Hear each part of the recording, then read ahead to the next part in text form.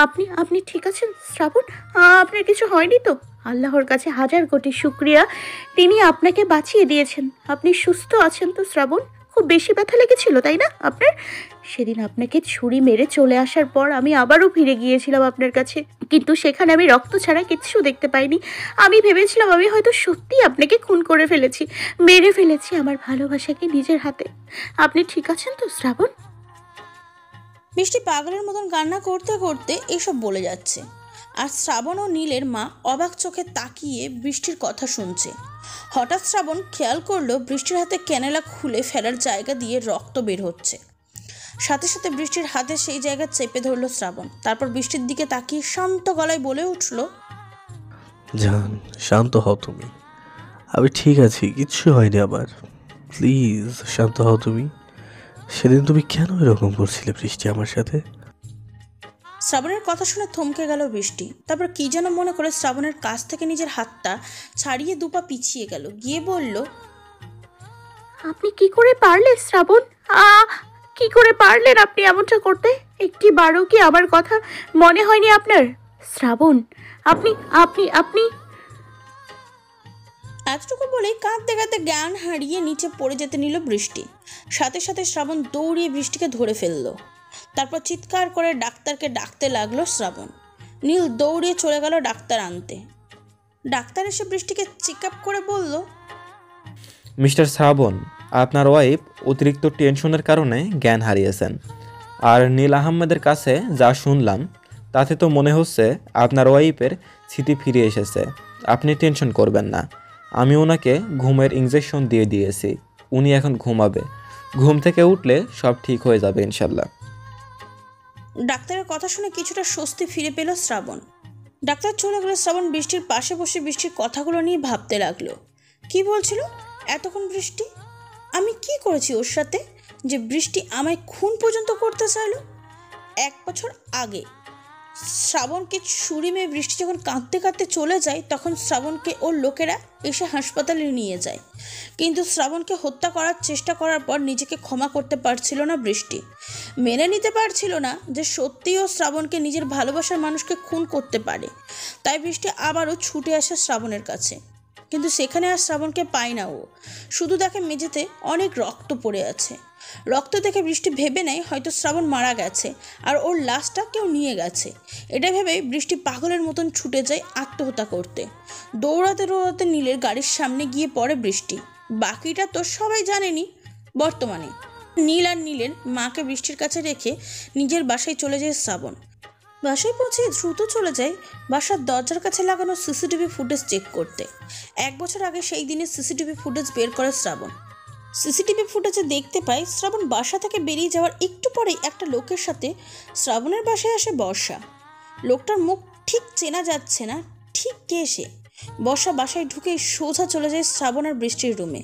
তারপর 15 থেকে 20 মিনিট পরেই আবার বাসা থেকে দৌড়িয়ে বেরিয়ে যেতে দেখা যায় বর্ষাকে। তবে বর্ষা যখন যাচ্ছিল তখন বর্ষার চোখ থেকে অঝরে পানি গড়িয়ে পড়ছিল। শ্রাবণ অনেক ট্রাই করে বর্ষার সাথে আসা সেই লোকটার মুখ দেখতে পারে না। বর্ষা চলে যাওয়ার একটু পরে একটা ছুরি হাতে রাগে লুক নিয়ে বাসা থেকে বেরিয়ে যায় বৃষ্টি। সিসিটিভি ফুটেজটা দেখে ল্যাপটপে একটা আছাড় দিয়ে ভেঙে ফেলে শ্রাবণ। তারপর মনে মনে বলে, কেন আগে আমার মনে পড়েনি সিসিটিভি ফুটেজটার কথা? বর্ষা এমন কি করে গেল বা বলে গেল আমার বৃষ্টিকে যে বৃষ্টি আমায় হত্যা করতে ছুটে গেল? আর বর্ষার সাথে ওই লোকটাই বা গিয়েছিল। সব জানতে হবে আমায়, সব কিছু জানতে হবে। এমন হাজারো কথা ভাবতে ভাবতে পুরো মাথা হ্যাং হয়ে যাচ্ছে শ্রাবণের। রাগে নিজের চুলগুলো নিজেই টেনে ছিঁড়তে ইচ্ছা করছে ওর। বিকেলে বৃষ্টির ঘুম ভাঙলে বৃষ্টিকে রিলিজ করে বাসায় নিয়ে আসে শ্রাবণ আর নীলদের নিজের বাসায় ফিরে যেতে বলে। ঘুম ভাঙার পর থেকে বৃষ্টি একদম চুপচাপ হয়ে গেছে। একটা কথাও বলছে না কারোর সাথে, এমনকি নীল বা নীলের মায়ের সাথেও না। তবে সবাইকে চিনতে পারছে ও। বাসায় নিয়ে এসে বৃষ্টির হাতে এক সেট কাপড় চোপড় দিয়ে বৃষ্টিকে ফ্রেশ হয়ে আসতে বলে শ্রাবণ। কিন্তু বৃষ্টি শ্রাবণের কথা না শুনে বেলকনিতে চলে যায়। বৃষ্টির এমন আচরণে কিছুটা রাগ হলেও রাগটাকে কন্ট্রোল করে বৃষ্টির জন্য খাবার নিয়ে আসে শ্রাবণ। তারপর বেলকনিতে গিয়ে খাবার মেখে বৃষ্টির মুখের সামনে ধরে শ্রাবণ বলে, হা করো বৃষ্টি, খাবারটা খেয়ে নাও। গতকাল থেকে কিছুই খাওনি তুমি। শ্রাবণের কথা শুনে মুখ ঘুরিয়ে নেয় বৃষ্টি। বৃষ্টি মুখ ঘোরাতে দেখে শ্রাবণ আবার বলে, ভালোভাবে বলছি বৃষ্টি, সিন ক্রিয়েট না করে খাবারটা খেয়ে নাও, নইলে এর ফল কিন্তু ভালো হবে না তোমার জন্য। শ্রাবণের কথা শুনে শ্রাবণের হাত থেকে খাবারের প্লেটটা ধাক্কা দিয়ে ফেলে দেয় বৃষ্টি। তারপর উঠে চলে যেতে নেয় শ্রাবণের সামনে থেকে। তখনই শ্রাবণ উঠে দাঁড়িয়ে বৃষ্টির চুলের মুঠি ধরে নিজের দিকে ঘুরিয়ে বলে, এই সমস্যা কি তোর? কেন করছিস তুই আমার সাথে এমন? আমাকে খুন করতে চেয়েও শান্তি হয়নি তোর? আর কত কষ্ট দিতে চাস তুই আমায়? বল কি করেছি আমি? কোন অপরাধে আমার সাথে এমন করছিস তুই? উত্তর দে আমায়।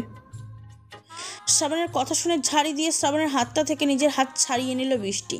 তারপর রাগী গলায় বলে উঠল, আর কত শাস্তি দিতে চান আপনি আমায়? আর কত সহ্য করতে হবে আমার আপনার এই মিথ্যে ভালোবাসার নামে অত্যাচারগুলো?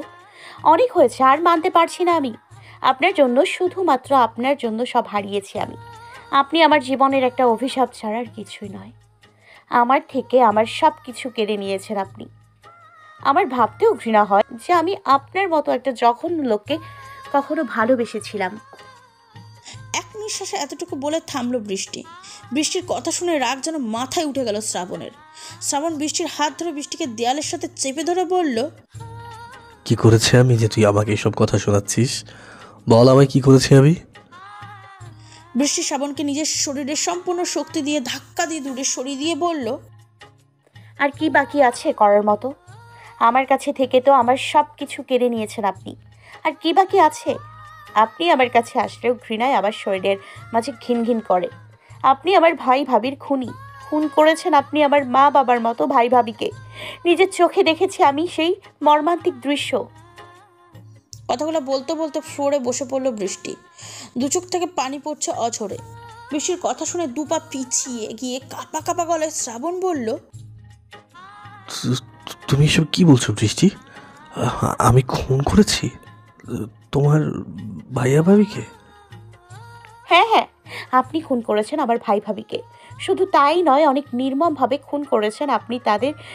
নিজের চোখে দেখেছি আমি। তুমি এসব দেখলে কি করে বৃষ্টি? তোমার তো... এতটুকু বলতেই বৃষ্টি উঠে দাঁড়িয়ে শ্রাবণকে থামিয়ে দিয়ে বলল, দেখতে চান কি করে জানলাম? আসুন আমার সাথে, আসুন আপনি। কথাটা বলেই শ্রাবণের হাত ধরে টেনে নিয়ে রুমে এলো বৃষ্টি। তারপর আলমারির উপর থেকে একটা ধুলো মাখা প্যাকেট বের করে শ্রাবণের হাতে দিল বৃষ্টি। তারপর বলল, এগুলো দেখার পরেও কি আপনি অস্বীকার করবেন যে আপনি আমার ভাবিকে খুন করেননি? বৃষ্টির দিক থেকে চোখ সরিয়ে প্যাকেটের দিকে তাকালো শ্রাবণ। তারপর প্যাকেটের ভিতর থেকে অনেকগুলো ছবি বের করলো। যে ছবিগুলোতে স্পষ্ট দেখা যাচ্ছে শ্রাবণ একটা ছুরি হাতে বৃষ্টির ভাই রাসেলের হাতে রক গলা কাটছে।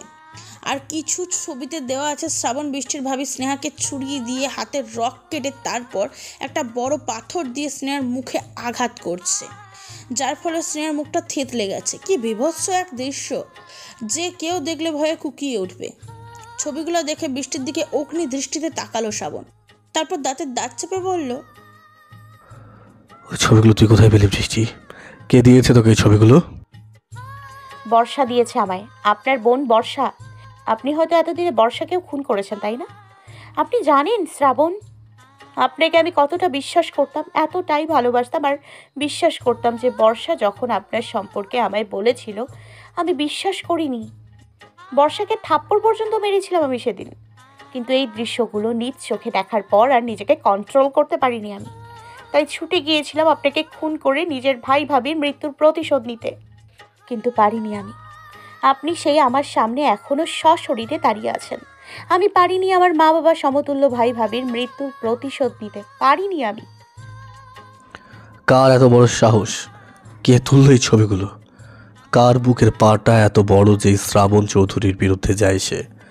আমি তাকে খুন করে ফেলবো। আই জাস্ট কিল হিম। শ্রাবণের কথা শুনে হাতে তুড়ি দিতে দিতে বৃষ্টি বলল, আপনি তো শুধু এটাই পারেন মিস্টার শ্রাবণ চৌধুরী। আপনার জীবনে এসব খুন খারাপি ছাড়া কিছুই নেই। আল্লাহ কেন বাঁচিয়ে দিল আপনাকে? সেদিন মরে কেন গেলেন না আপনি? আপনার মুখ দেখতেও ঘৃণা হচ্ছে আমার। বৃষ্টিকে চুপ করে দাঁড়িয়ে থাকতে দেখে শ্রাবণ উঠে গিয়ে বৃষ্টির সামনে দাঁড়িয়ে বৃষ্টির দুগালে হাত রেখে বলল, রাগ করেছো জান আমার উপর? কথা বলবে না তুমি আমার সাথে? আমি তোকে অনেক কষ্ট দিয়েছি, তাই না? শ্রাবণের কথা শুনে অবাক চোখে শ্রাবণের দিকে তাকিয়ে আছে বৃষ্টি। কোনো কথা বলছে না ও, শুধু বোঝার চেষ্টা করছে একটা মানুষ কি করে এত বদলাতে পারে ক্ষণে ক্ষণে। চাঁদনিকে চুপ করে তাকিয়ে থাকতে দেখে শ্রাবণ দুপা পিছিয়ে কান ধরে বলল, ও বউ, বউ প্লিজ মাফ করে দাও না তোমার এই ডেঞ্জারাস লাভারকে। এই দেখো, কান ধরেছি আমি। শ্রাবণ চৌধুরী কান ধরে দাঁড়িয়ে আছে। ভাবতে পারছো একবার এটা কারো কানে গেলে কি হবে? প্লিজ বউ, মাফ করে দাও না আমায়। আর তোমায় কষ্ট দেবো না, এই কান ধরে বলছি। বলো না আমায় মাফ করে দিতে।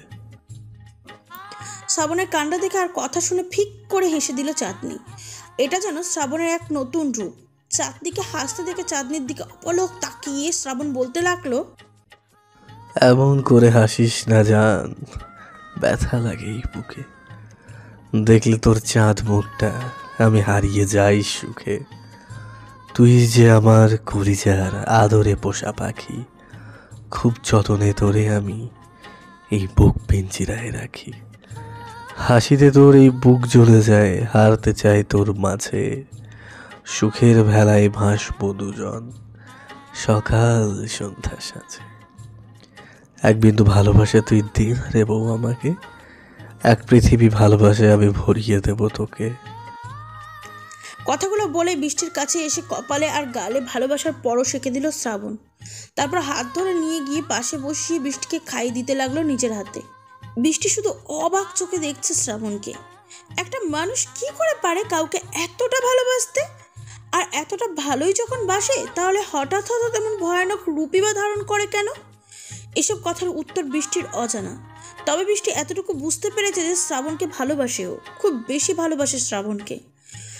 বৃষ্টিকে খাইয়ে দেওয়া শেষ হলে পানি খাইয়ে বৃষ্টির মুখটা টিস্যু দিয়ে মুছিয়ে দিল শ্রাবণ। তারপর বৃষ্টির গালে হাত রেখে নরম সুরে বলল, ঠোঁটে আর হাতে খুব বেশি ব্যথা করছে জান? শ্রাবণের কথার উত্তর না দিয়ে বৃষ্টি মুচকি হেসে বলে উঠল, বৃষ্টিতে ভিজবো, আপনি ভিজবেন আমার সাথে? এখন তুমি বৃষ্টি পাবে কোথায়? শ্রাবণের কথা শুনে মুচকি হেসে বৃষ্টি বলল, বাইরে তাকিয়ে দেখুন, মুষলধারায় বৃষ্টি হচ্ছে, চলুন না ভিজি। বৃষ্টির কথা শুনে বাইরে তাকালো শ্রাবণ। তারপর দেখলো বাইরে সত্যিই অনেক বৃষ্টি হচ্ছে। শ্রাবণের দিকে তাকিয়ে বলল, এখন বৃষ্টিতে ভিজলে ঠান্ডা লেগে জ্বর হবে। রাতে কাউকে বৃষ্টিতে ভিজতে দেখেছো কখনো? অন্য সময় ভেজো। কিচ্ছু হবে না, চলুন না একটু ভিজি, আমার খুব ইচ্ছে করছে বৃষ্টিতে ভিজতে। ওকে, আপনাকে ভিজতে হবে না, আপনি শুয়ে ছাদের দরজায় দাঁড়িয়ে থাকবেন আর আমি ভিজবো। প্লিজ প্লিজ প্লিজ চলুন না একটু ভিজি। বৃষ্টির জোড়াজোড়িতে আর না করতে পারল না শ্রাবণ। বৃষ্টির সাথে ছাদে চলে গেল ভিজবে বলে। ছাদে উঠতেই শ্রাবণকে রেখে বৃষ্টি দৌড়ে ছাদের উপর উঠে ভিজতে লাগলো আর আনন্দে ছোট বাচ্চাদের মতন ছোটাছুটি করতে লাগলো। শ্রাবণ ছাদের দরজায় হেলান দিয়ে দাঁড়িয়ে অপলক দেখছে তার বৃষ্টিকে। বৃষ্টির সেদিকে খেয়ালই নেই, সে তো মনের আনন্দে ভিজেই চলেছে ইচ্ছা মতন। প্রায় 45 মিনিট হলো বৃষ্টিতে ভিজে চলেছে বৃষ্টি। শ্রাবণও তার বৃষ্টির আনন্দের মাঝে যেন হারিয়ে গেছে। হঠাৎ জোরে জোরে হাঁচি দিতে থাকে বৃষ্টি। বৃষ্টিকে হাঁচি দিতে দেখে যেন হুঁশে ফেরে শ্রাবণ। শ্রাবণ নিজের ঘড়ির দিকে তাকিয়ে দেখে প্রায় এক ঘন্টা হলো বৃষ্টি এভাবে বৃষ্টিতে ভিজে চলেছে। সাথে সাথে শ্রাবণ দৌড়ে বৃষ্টির কাছে চলে যায়। তারপর কিছু না বলে বৃষ্টিকে কোলে তুলে নিয়ে বলে, এই মেয়ে, কোনো হুঁশ আছে তোমার? পুরো 1 ঘন্টা হলো বৃষ্টিতে ভিজে চলেছো তুমি। এখন তাড়াতাড়ি নিয়ে চলো, জামা কাপড় চেঞ্জ করে দেবে, নইলে জ্বর এসে যাবে। শ্রাবণের কথা শুনে বৃষ্টি নিচের দিকে তাকিয়ে বলল, আমায় নামিয়ে দিন, আমি একাই যেতে পারবো। বৃষ্টির কথা শুনে কোনো উত্তর দিল না শ্রাবণ, শুধু একটা বাঁকা হাসি দিয়ে বৃষ্টিকে কোলে নিয়ে নিচে নেমে এলো। তারপর রুমে এসে ওয়াশরুমের সামনে নামিয়ে দিল বৃষ্টিকে। বৃষ্টি কিছু না বলে জামা কাপড় নিয়ে ওয়াশরুমে চলে গেল। একটু পর চেঞ্জ করে বেরিয়ে এলো, কিন্তু হাঁচি দিতে দিতে বৃষ্টির অবস্থা খারাপ হয়ে যাচ্ছে। বৃষ্টি বের হলে শ্রাবণ গেল ফ্রেশ হতে। বেশ কিছুক্ষণ পর শ্রাবণ ওয়াশরুম থেকে বেরিয়ে দেখলো বৃষ্টি বিছানায় গুটিসুটি মেরে শুয়ে থরথর করে কাঁদছে। শ্রাবণ দ্রুত বৃষ্টির কাছে এগিয়ে গিয়ে কপালে হাত রেখে দেখলো জ্বরে গা পুড়ে যাচ্ছে বৃষ্টি। শ্রাবণ তাড়াতাড়ি কম্বল দিয়ে জড়িয়ে ধরলো বৃষ্টিকে। তারপর কাকে যেন ফোন করে বলল এক্ষুনি গিয়ে ডাক্তারকে নিয়ে আসতে। 30 মিনিটের মধ্যে ডাক্তার নিয়ে চলে এলো শ্রাবণের লোক। ডাক্তার প্রায় অনেকটা ভিজে গেছে বৃষ্টিতে আসার সময়, কিন্তু শ্রাবণ চৌধুরী ডেকেছে, না এসে তো আর উপায় নেই। প্রাণের ভয় কার না আছে। ডাক্তারকে দেখে ডাক্তারের কাছে এগিয়ে গেল শ্রাবণ, তারপর বলল, ডাক্তার দেখুন তো আমার বৃষ্টির কি হয়েছে, এত গরম কেন ওর শরীর, ও কথা কেন বলছে না? শ্রাবণের কথা শুনে কোনো উত্তর না দিয়ে বৃষ্টির কাছে চলে গেল ডাক্তার। তারপর কিছুক্ষণ চেক আপ করে বলল, মিস্টার শ্রাবণ, আপনার ওয়াইফকে হাসপাতালে ভর্তি করতে হবে। ওনার অবস্থা খুব একটা ভালো না। 1 বছর আগে ওনার মাথায় আঘাত পাওয়ার কারণে ওনার সামান্য জ্বর থেকেও অনেক কিছু হয়ে যেতে পারে। তাই ওনাকে হাসপাতালে ভর্তি করুন যত তাড়াতাড়ি সম্ভব। ডাক্তারের কথা শুনে শ্রাবণ উত্তেজিত হয়ে বলল, আমি আমার বৃষ্টির কিচ্ছু হতে দেবো না, আমি এখনই ওকে হাসপাতালে নিয়ে যাব। কথাগুলো বলে বৃষ্টিকে কোলে তুলে নিল শ্রাবণ। তারপর কয়েক পা এগিয়ে গিয়ে আবার থেমে গেল। তারপর ডাক্তার দিকে তাকিয়ে বলল, কিন্তু আপনি কি করে জানলেন যে বৃষ্টি 1 বছর আগে মাথায় আঘাত পেয়েছিল? আমি সব জানি মিস্টার শ্রাবণ, কারণ আমি তখন আপনার ওয়াইফের চিকিৎসা করেছিলাম। তবে তখন এটা জানতাম না যে এই মেয়েটাই আপনার ওয়াইফ। ডাক্তারের কথা শুনে আর কিছু বলল না শ্রাবণ। বৃষ্টিকে কোলে নিয়ে সোজা গিয়ে গাড়িতে বসলো। তারপর হাসপাতালের উদ্দেশ্যে রওনা হলো।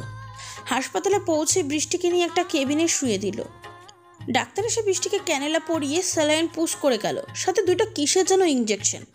শ্রাবণ বৃষ্টির হাত ধরে বসে রইল বেডের পাশে, আর অসহায়ভাবে বৃষ্টির দিকে তাকিয়ে বলতে লাগলো, সব আমার দোষ, আমার উচিত হয়নি তোমায় এইভাবে এতক্ষণ বৃষ্টিতে ভিজতে দেওয়া। আমি যদি তোমায় বৃষ্টিতে ভিজে না দিতাম তাহলে এখন তুমি সুস্থ থাকতে। আমার জন্যই তোমার আজ এই অবস্থা। কথাগুলো বলার সময় যেন বুকটা ফেটে যাচ্ছে শ্রাবণের। শ্রাবণ যে তার ভালোবাসার মানুষটাকে এভাবে দেখতে পারছে না। সারা রাত কেটে গেল, এর মাঝে একবারের জন্য জ্ঞান ফেরেনি বৃষ্টির। শ্রাবণ সারা রাত বৃষ্টির হাত ধরে বসেছিল, একটু ঘুমাতেও পারেনি। সকালে শ্রাবণ কি মনে করে নীলের মায়ের কাছে ফোন করে বলল বৃষ্টির অসুস্থতার কথা। শ্রাবণের মুখে বৃষ্টির কথা শুনতেই নীলকে নিয়ে ছুটে চলে এলো নীলের মা। যতই হোক এই 1টি বছর বৃষ্টিকে নিজের মেয়ের মতন ভালোবেসেছে সে। নীলের মা আসলে তাকে বৃষ্টির পাশে বসিয়ে রেখে শ্রাবণ ওয়াশরুমে গেল একটু ফ্রেশ হতে। শ্রাবণ চলে গেলে নীল আর নীলের মা বৃষ্টির পাশে বসে রইল। নীল মুখে কিছু না বললে ওর মুখ দেখেই বোঝা যাচ্ছে ও নিজে নীলার জন্য কতটা কষ্ট পাচ্ছে। এদিকে নীলের মাও কান্না করা শুরু করে দিল বৃষ্টির এমন অবস্থা দেখে। হঠাৎ বৃষ্টি নড়ে চড়ে ওঠাই ধ্যান ভাঙলো নীলের মায়ের। নীলের মা বৃষ্টির মাথায় হাত বুলিয়ে আস্তে আস্তে বলল, নীলা মামুনি, এখন কেমন লাগছে মা তোর? চোখ খোল, দেখ আমি তোর মামুনি এসেছি তোর কাছে। কি হয়েছিল মা তোর? এমন অসুস্থ হলে কি করে হঠাৎ? নীলের মায়ের কথা শুনে ধীরে ধীরে চোখ খুলে তাকালো বৃষ্টি। তারপর আশেপাশে একবার চোখ বুলিয়ে বোঝার চেষ্টা করলো ও ঠিক কোথায় আছে। তারপর এক ঝটকায় উঠে বসলো বৃষ্টি। বৃষ্টিকে উঠে বসতে দেখে নীলের মা উঠে দাঁড়িয়ে বৃষ্টির মাথায় হাত বুলিয়ে বলল, কি হলো নীলামা, তুই এভাবে উঠে বসলি কেন? এখন শরীর কেমন লাগছে তোর? নীলের মায়ের কথা যেন কিছুই কানে যাচ্ছে না বৃষ্টির। বৃষ্টি গভীর মনোযোগ দিয়ে কি যেন ভাবছে। তারপর হঠাৎ বৃষ্টি চিৎকার করে বলতে লাগলো, আপনারা কারা? কেন বাঁচালেন আমায়? আমি তো মরতে যাচ্ছিলাম। তাহলে কেন আপনারা আমায় বাঁচালেন? আমি আমার এই হাত দিয়ে আমার ভালোবাসাকে হত্যা করেছি, বিশ্বাসঘাতকতা করেছি আমার শ্রাবণের সাথে। আমার বেঁচে থাকার কোনো অধিকার নেই। কেন বাঁচালেন আপনারা আমায়? আমি মরতে চাই, মরতে চাই আমি। কথাগুলো চিৎকার করে বলে কাঁদছে বৃষ্টি। ওয়াশরুম থেকে ফ্রেশ হয়ে বেরিয়ে বৃষ্টির কথা শুনে থমকে গেল শ্রাবণ। বৃষ্টির কথা শুনে বৃষ্টিকে শান্ত করার অনেক চেষ্টা করছে নীল আর নীলের মা, কিন্তু বৃষ্টি এমন বিহেভ করছে যেন ও নীল আর নীলের মাকে চেনেই না, আর পাগলের মতন মরে যাওয়ার কথা বলে যাচ্ছে বৃষ্টি। হঠাৎ শ্রাবণের দিকে চোখ পড়ে বৃষ্টির। শ্রাবণকে দেখা মাত্রই হাসি ফুটে ওঠে বৃষ্টির মুখে। তারপর বৃষ্টি একটানে হাতের ক্যানেলা খুলে ফেলে দ্রুত চলে যায় শ্রাবণের কাছে। তারপর শ্রাবণের শরীরে হাত বুলাতে বুলাতে পাগলের মতন বলে,